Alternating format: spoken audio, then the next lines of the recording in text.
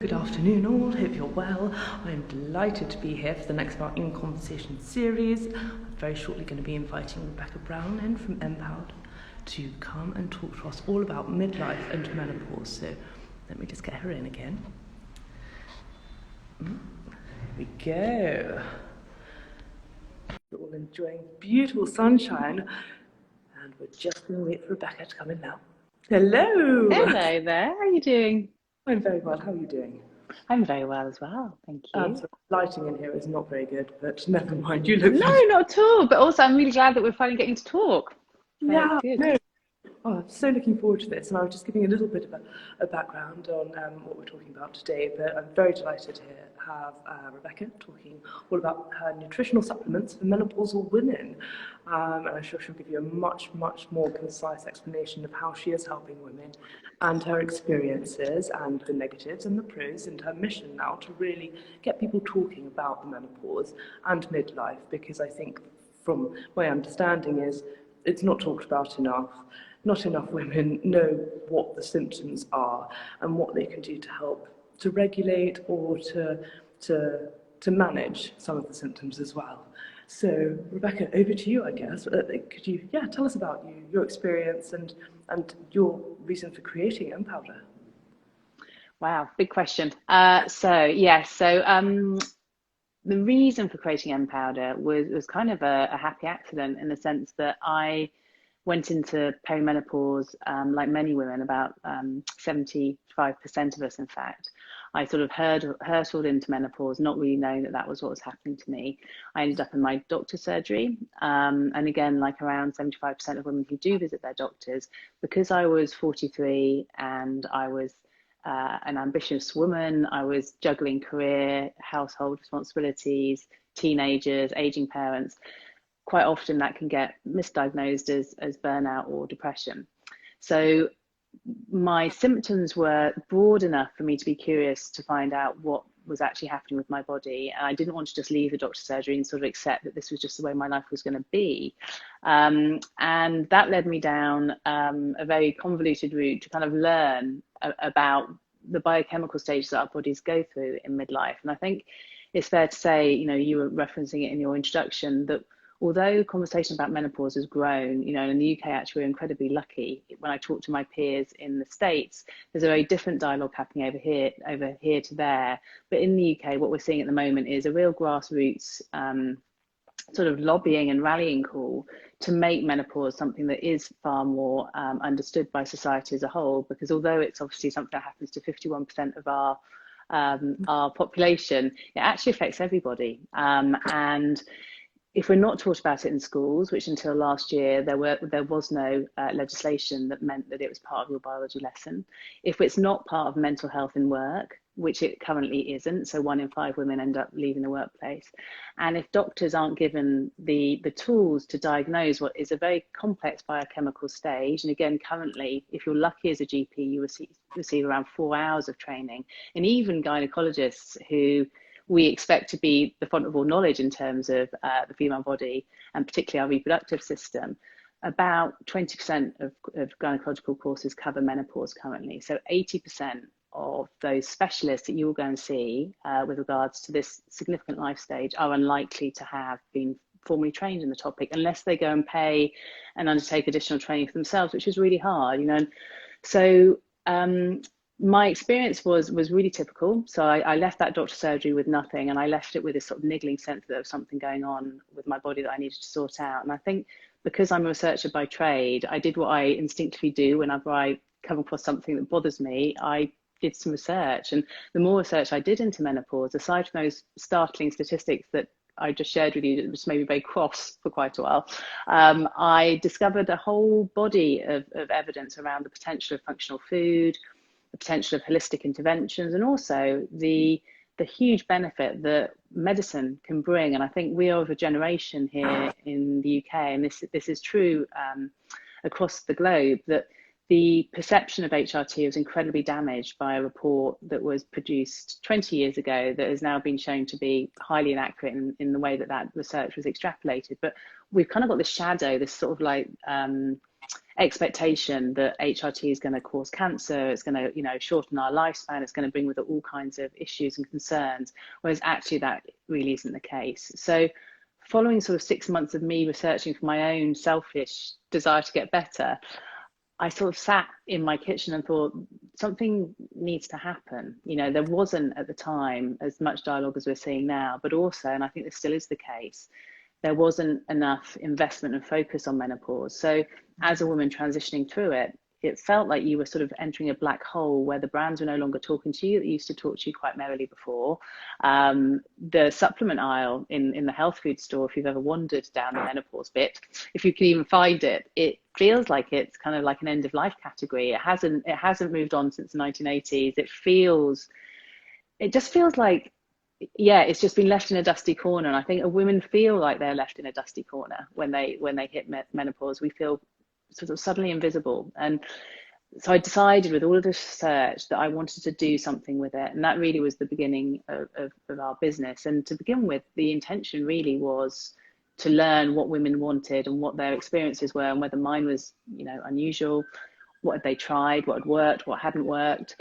And as we sort of started getting these stories in from women, what I realized was that any business, I think, going into this space has a responsibility to actually sort of provide a platform for women. You know, it needs to be something where women's voices are amplified rather than just being sold stuff, because again, by this life stage, we've been sold an awful lot of stuff. And also, we've probably tried quite a lot of stuff for menopause that hasn't worked. So we went from being a community that kind of researched and collated stories, essentially, to a community that started co-creating products and solutions. And so we work with medical doctors and naturopaths. All of our products are then trialed within our community. And it's those women that drive our direction of travel. They feedback on whether it's actually working for them. They feedback on taste, on branding, on messaging. When we're running programs and workshops, they will decide what they want us to research next and what kind of topics are most important to them. And that's really important to me, that this is a kind of a collective effort to reframe midlife and menopause, but also to kind of deliver solutions, because we're busy women and we remain ambitious and vital, and, you know, we deserve to live life to the full. And I think that is entirely achievable, but you do need the tools and the rigor around the tools that are available to sort of feel confident to introduce them to your life. Yeah, and I love that community aspect that you've got, that it's not just you dictating, this is what my experience was and this is what worked for me, so I'm going to feed that to you. It's this was the problem I've identified, and I'm sure that there are going to be plenty more of you who have similar experiences, and let's collectively do this together, and I'm creating a platform for you. And I think that is really, really, really helpful for so many people. And as you said, we're sick of being sold stuff. We want to feel part of something, and especially when it's to do with our bodies, which we already are losing control of because of these hormones. If you can't go to the GPs, you need to find something holistic. Being part of the progress of that is just a brilliant concept. So yeah, well done. Thank you. Well, I mean, it's I think the thing is, the encouraging thing is that women, when they come together, you know, there's two things I've noticed and been really heartened by with our community. One is there's a huge generosity of spirit. So most women who transition through menopause and have now sort of seen their hormones plateau and are sort of living that second spring, as it's referred to in Chinese medicine, they desperately want to tell you their story. They want you to know what they didn't know when they were sort of entering this life stage, and they want to ensure that other people don't struggle perhaps in the same way as they have. And they also want to point to the fact that this is a really liberating moment in life if we can get the tools around us to feel well. And I think that's a really important message to convey as well. So that's always really struck me, that sort of generosity of spirit. But also, women, when they come together, are pretty unstoppable as well. And I think that's what's really exciting about the menopause space at the moment, is that it's a space where people are making stuff because they can't find it. And you're absolutely right. There's a desire for the people experiencing the issues and the problems and the challenges to be the ones finding the solutions, rather than this coming down, sort of this top-down approach that we're often given as women in terms of how we should behave and how we should look after our bodies and what our bodies are there to do. It's actually incredibly empowering to give women agency to say, these are the options open to you. You know, pick the one that works for you, because as we've learned with pregnancy, you know, if we've been lucky enough to get pregnant or we've chosen to get pregnant, everyone's experience of that journey is entirely different. And it took a long time for us to work out that we needed to wrap around that fertility sector sort of diverse options and choices and journeys, and not judge, women in terms of how they want to manage that transition. I think the same is required of the menopause space. Yeah, and I think that's really, really so refreshing to see that actually, and from an investment point of view as well, because obviously with my background with the finance, but looking at all of these companies across the globe that are actually coming through, and I don't know whether or not, I know that you are a COVID baby, but it seems that actually right now there's a huge wave of brilliant sort of menstrual products or menopausal products, and I don't know whether it's because we've all kind of like gone back into our homes and we've had time to think, and maybe we haven't had too many external pressures, that we've had more of a consultative, collaborative process from being isolated perhaps, that now I don't know if you've seen any sort of correlation between it. No, I mean, it's a really interesting comment. And I mean, just to put it in context, although we're seeing this kind of explosion in terms of menopause tech or menopause health, still femtech is still what, 2.2% of VC dollars invested in the last year. It's actually dipped from the year before, and of that femtech dollar, a tiny 5% is spent on menopause. So menopause as a category has got ridiculous sort of sizing numbers against it, in terms of its potential. But the interesting thing is, it's a real challenge still for menopause orientated businesses to convince VCs that it's not a niche, that 51% of the population isn't niche. And so I get very frustrated. I'm very energized by the fact there are a lot of products coming to market, and a lot of sort of interesting tech plays that are coming to market as well. I think there's a democratization of the private healthcare route. So in the UK, my experience with the NHS was a typical one, and it's not the doctor's fault. It's down to the syllabuses, it's down to the 10-minute appointments that they struggle with, and the complexity of the life stage. So what often happens is you either put up and shut up, or you save up and you go and see a private doctor, and that's not available to everyone. That's a really expensive process to go through. And so you're seeing this democratization happening online, where digital clinics are springing up, offering consultative programs. And I think that's a really, really interesting area. But we do also need, rather than just sort of transplanting some of the offers that exist in real life onto the digital marketplace, we do need true innovation. And I think what was fascinating about doing a raise as MPowder was the reticence around actually putting money behind something that needs money to prove itself. So our trial activity in a way has been down to the need to prove that our products work, which I think is absolutely critical. You shouldn't just be selling stuff in the menopause space. It's a critical life stage. So you need that proof, but you need the investment to get the proof. And you're kind of stuck in this weird sort of Kafkaesque model where you can't get the proof because you haven't got the money to get the proof, but they're not going to invest because you haven't got the proof.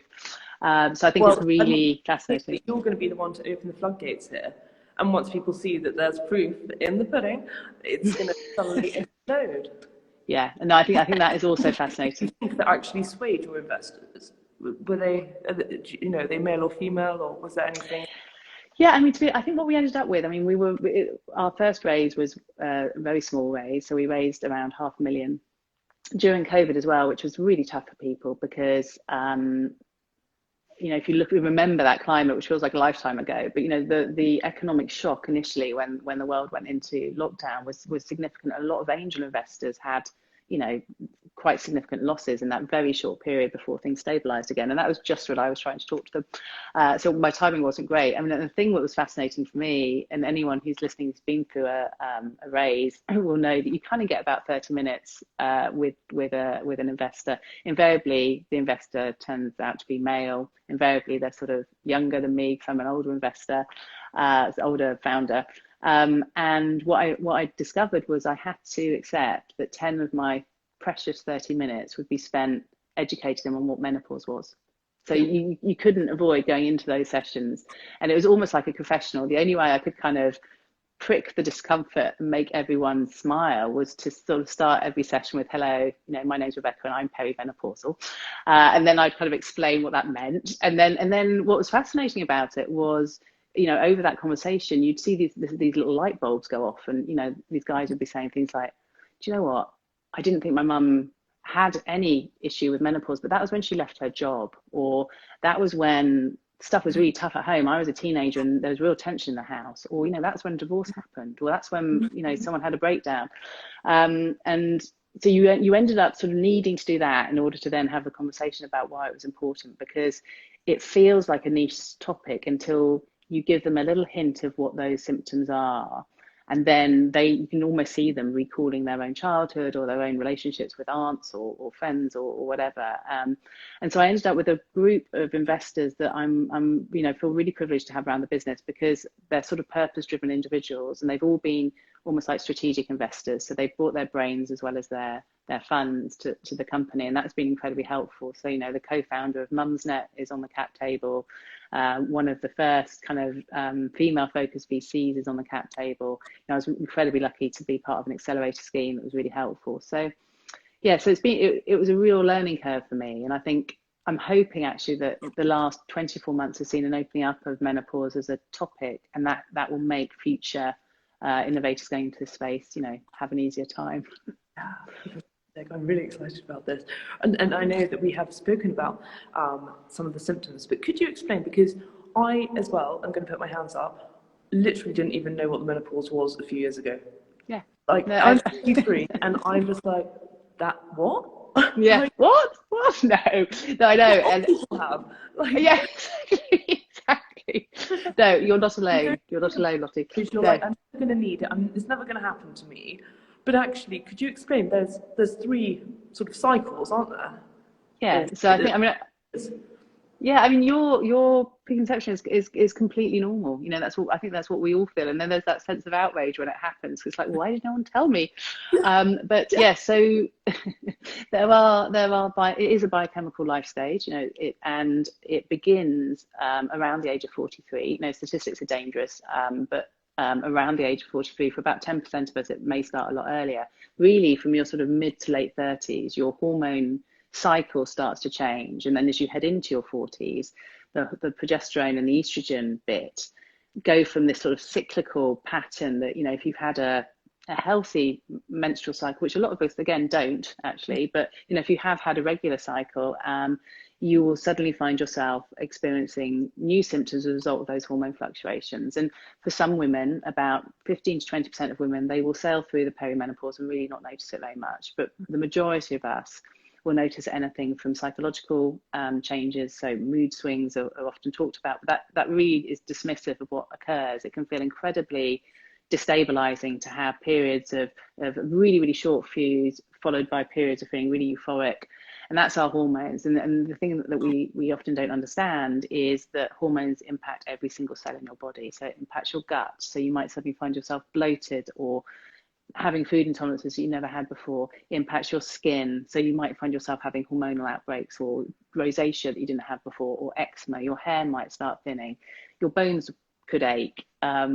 You could have issues with sleep, with hot flashes. So there's officially around 34 symptoms cited when you sort of go into the doctor for menopause, but actually there's about 48, 49, and we're finding out all the time additional things where, because it hasn't been an area researched fully, new evidence comes to light quite regularly where people join the dots and go, okay, that's also associated with menopause. And then to your point about the sort of biochemical stages, perimenopause, I always like to describe it a little bit like, again, if you've had the experience of being pregnant, the first trimester is often one where you feel the worst, but you don't tell anyone, because kind of socially in the UK, that's considered to be sort of bad luck, and you're wanting to have that security that the baby is going to be safe and well. And perimenopause is almost like that first trimester. It's the period where you can often feel the worst, and it's often the bit that we're not told about. So most of us have heard of the menopause, and we expect that to happen in our early 50s, but that perimenopausal phase, because the sort of the breadth of symptoms are so broad, That was a really terrible sentence. The breadth is so broad. But anyway, because the symptoms are so broad, it's really hard to join the dots. So for me, I was anxious. I wasn't sleeping. I put on weight. My skin was terrible. I was just exhausted all the time. I completely understand that a doctor would look at that, and I was 43, and say, well, you're burnt out. Look at your lifestyle. You're running at 110 miles an hour. This isn't sustainable. Actually, what's happening is you need some time away and some rest, which wasn't wrong, but actually wasn't reflective of what my body was going through. And then, so that's perimenopause. So from around your early 40s until, again, statistics being dangerous, sort of 51, 52 in the West tends to be when our menopause occurs. And the unhelpful thing about the term menopause is it really is just a moment in time. It's the 12-month anniversary since your last bleed. So very few of us as women know when that is, because I wouldn't have a clue. No, and the struggle, a lot of women in our community as well, will get to like month 8 or month 9 of no bleed, and then they might have a cycle, and then it begins again. So it really is, it's a sort of a moment in time that then basically says that you're no longer ovulating, you're no longer producing eggs, and then from that point onwards, you're postmenopause. And postmenopause, again, isn't particularly helpful as a term, because effectively, that's the rest of your life. That's just aging well. And you'll see, again, I think the other misconception that often occurs is, I was describing that roller coaster of hormones that happen in your perimenopause phase. That continues. So it's not like your menopause happens, then you wake up and all symptoms have gone and everything's fine. It takes a while, for things to settle back down. And with menopause, which is again a really important point, come all kinds of increased risk factors for our bodies in terms of sort of our propensity and risk for disease. So whether that's cardiovascular disease or bone density loss and osteoporosis, diabetes, so a number of things become harder for women to protect themselves against because of that hormonal change and that depletion. What did you say? Can you imagine if men had this? Oh yeah, it would be entirely. I'm sure we would have fixed it if men had. It's the same with childbirth, right? Yeah. So frustrating. And also what's annoying is that this is happening when you're going to be at the peak of your career traditionally as well. And that's, as you were saying, that's why you'd be told, oh no, it's burnout. It's like, no, my body being really annoying. Yeah, and I think, and to your point about being really annoying, I think it's fascinating. I do think that there's a sort of seismic shift happening with a younger generation of women who is more informed about their hormones and about their bodies and feeling more empowered and of their femaleness. And I think my generation certainly was taught that it was a massive inconvenience. Your period was a massive inconvenience. If you've got a really sort of aggressive career trajectory that you were aiming for, even pregnancy could feel like an inconvenience, and you'd hide your femaleness. You'd slip your tampon up your sleeve to go to the toilet in the office because no one could know that you were, goodness, no one could know that you were menstruating. No, exactly. Can you imagine? And it's really bad for us because it means that you're constantly suppressing what it is to be female. And I think the interesting thing is the growing research around hormones and sort of an increased focus on sort of almost liberating us as females. That younger generation, those millennials, are beginning to see the potential of harnessing hormones. So we're learning that if you exercise at different points in your cycle in different ways, you build muscles. I think that's really exciting because if you can reframe the way you view your hormones, one, you have a much sort of healthier, happier life, but also as you head into menopause, when things start to change, you're much better equipped to understand why that's happening. I think one of the most frightening things about menopause is when you don't know what's happening to your body. There's nothing worse than not knowing what's going on. And that's the scandal, really, is that it's relatively straightforward to explain to people and educate people as to what's happening. We just hadn't had that information through. So it's really exciting. So I think what's happening at the moment is a complete opening up of the floodgates. There's a lot of information online now, some amazing doctors delivering really, really rich content on everything from medical protocols like HRT, which can be amazing, right through to more holistic practices. And that understanding, again, like any phase of our life, you need to layer up the interventions. There is no silver bullet. It's not like acupuncture is going to fix it. It's not like our powders fix it. We're really clear that we're not a silver bullet either. But if you can kind of take agency of your health and look into the options that are available for you, you will work out what works for you. And I think with the right support around you, this life stage can go from feeling like something really quite horrible. And that's a real issue as well, because who wants to find out about menopause when it sounds that hideous?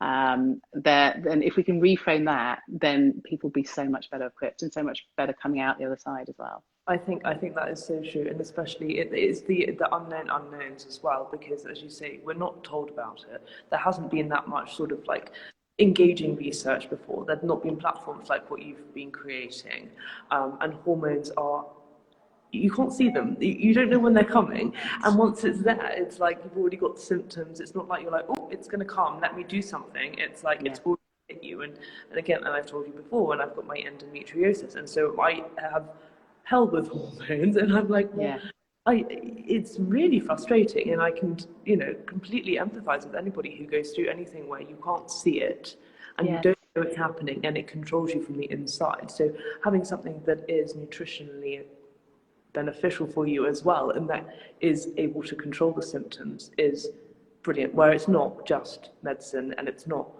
surgery, and it's it's a little bit more gentle for you, to help you navigate that. Yeah, no, absolutely. And I think, as I said earlier, I think the best way to approach this life stage is with a curious mind, and to start early, so you have the optimism and the energy to try and find out what works for you. It gets so much harder, when you hit rock bottom, it's so hard to kind of pull yourself back and be your own champion and cheerleader and get back into the doctor's surgery and have the conversations, because you're so depleted. And so I think the more conversations we can have with people earlier about what options are available to them, the more we can destigmatize the medicine that's on offer, the more we can encourage people to look at what's on their plate and at their lifestyles, the better it's going to be. And I think, back to my point about it being a societal issue, it's really exciting when you get these these moments where you're able to talk about a topic. And I absolutely, endorse the fact that next month is National Menopause Month. But I think it would be wonderful if this became something that didn't need a month, because actually we don't need a fertility month, and it needs to be normalized as a topic, and it needs to be supported in the same way that other life stages are supported. And again, to your point around, should men struggle with some of the struggles that women struggle with within their health journeys, just by virtue of being female, it feels like things would have had attention far quicker. And I think, for me, when I think about society and, the role that we play as individuals, what's really frustrating is you move up your career. You probably had to sort of break through a glass ceiling of sorts. Most of us have experienced that. And then you hit this menopause wall, effectively. And not only do you lose phenomenal women from the workplace during these menopausal years, you also limit the ambitions of the women coming through the door who are younger, because they look up and they can't see themselves. They can't see themselves in those positions of power and responsibility. And although the sort of stats point to sort of 1 in 5, I actually, when I talk to our community, I think so many more women just take a little bit of a pay cut and maybe work fewer hours, or decide to sort of step away from that next rung on the career ladder, not because they want to, but because they feel not capable of doing it, because their mind's all over the place. They can't feel confident their body's going to do what they want it to do, and they get incredibly, as I did, incredibly anxious. And so I think actually there's so much more going on in work that we don't even see, because women don't tell you. Again, when you talk to people, they're not having those conversations in work. It's not a comfortable conversation to have. Well, and HR don't really care. No, well, I think the interesting thing with HR is that I think it's changing, to be fair, but I think it will change, and it needs to change beyond the kind of tick box of then having an HR policy for menopause. So that's not necessarily, and that's helpful, but that's not necessarily the end point for what women need in terms of support. And it's a mental health issue, it's a diversity and inclusion issue, it's a gender issue. It kind of, and it's an ageism issue. It kind of hits so many things that we're trying to deal with as a society. Yeah, oh well, it's fantastic. So in terms of your products as well, just getting back to that, so could you explain a little bit about how you take them, what the ingredients, what is it that you have created?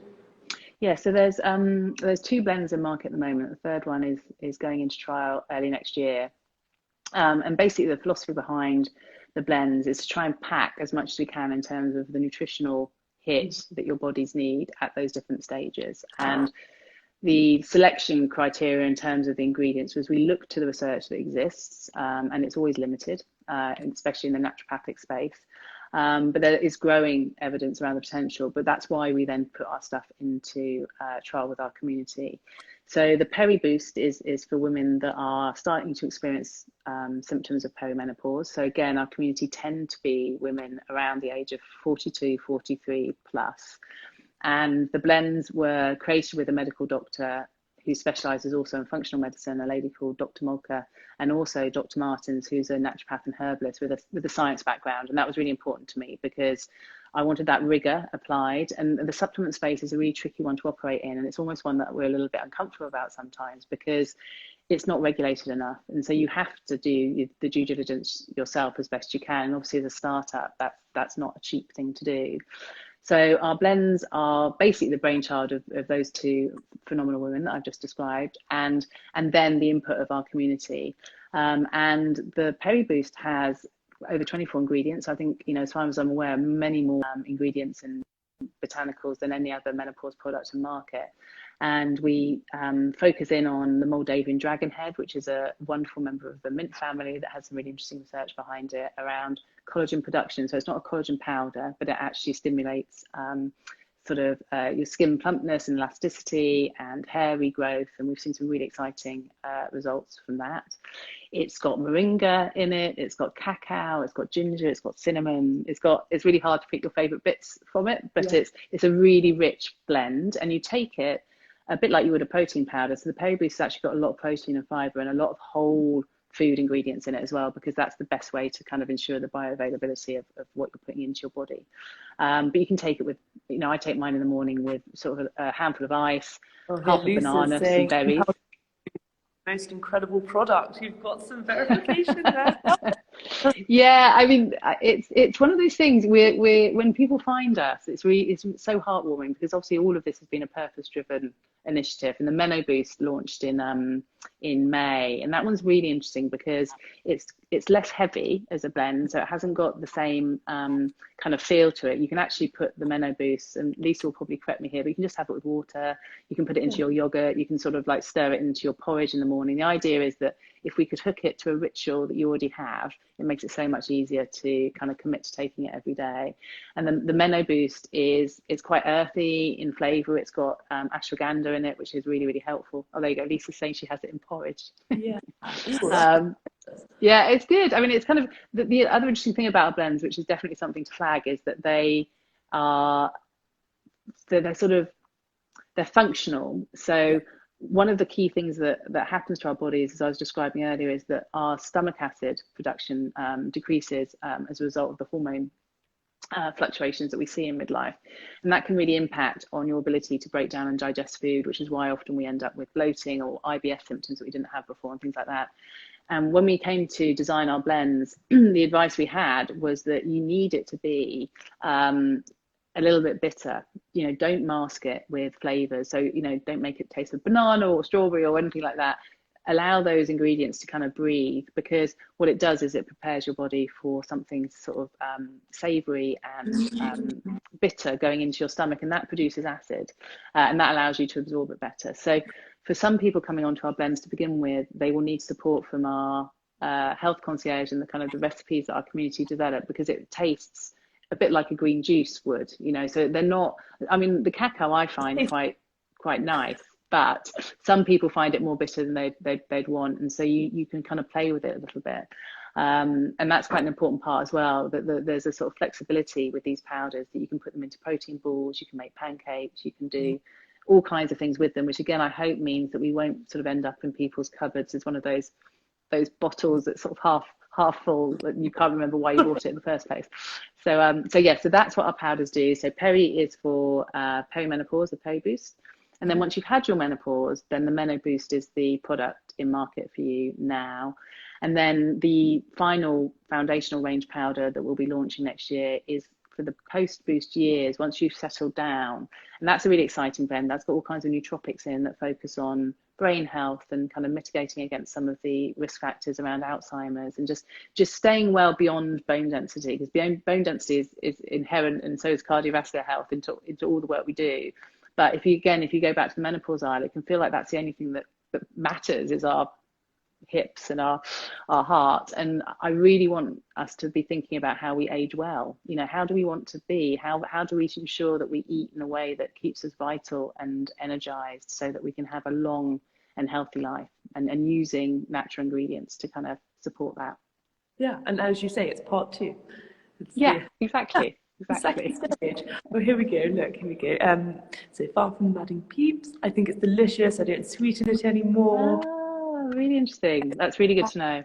Yeah. I mean, one thing I have learned is that every taste bud is as individual as everybody. It's been fascinating for me, because you kind of, so yeah, as I say, some people sort of, depending on what they've eaten, I guess, sort of historically, will find it really bitter. Then other people will find it actually really chocolatey, and other people will find it really. It's kind of. I think that hopefully what we've learned is that, because we have such a generous community, like these two lovely ladies that are sharing stuff now, that tends to be the kind of character of the people that buy our blends. And so we've just got this repository of recipes and tips, and so we make it our, you know, a real effort to ensure that everyone who takes our blends and wants to be part of this journey has the support they need. And it's people like Lisa and Malcolm and Madding Peeps and people like that who actually help with that, because they know better than I do how it works best. Oh, I love that. Well, Rebekah, thank you so much for this. Just where can people find your products? Where can they find out more? How can they access this community that you've created? So the easiest way to access is to find us on Instagram, Sophia. So it's at MPowder Store. And, you know, our Instagram feed is like a mix of almost like microblogs, you know, scientific research, reflections on aging, tips on how to nourish your body and mind, details about recipes, things like that. And then our store, in terms of purchasing, you can do that through Instagram as well, or you can head to www.mpowder.store. Wonderful. Oh, I'm so excited. Well, thank you so much. I mean, Thank you. These, it's scary. It's not. You'll be fine. Yes, you just need to come and join us. You just need to come and join us sooner rather than later. I think that's the thing. You know, these conversations need to happen now. So it's a delight to be able to talk to you and to share it. So thank you for having me. Well, thank you so much, and I'll share more information on where you can find Rebekah, and more information on MPowder as well. But yeah, thank you so much for being here this afternoon. Thank you everybody for joining in and for being active. And I'm going to save it onto the page, and people can refer to all of the fantastic information that you've shared with us. You're so knowledgeable. Thank you. Lovely to see you. Thanks everyone for joining. See you later. Bye-bye. Thanks a lot. Bye.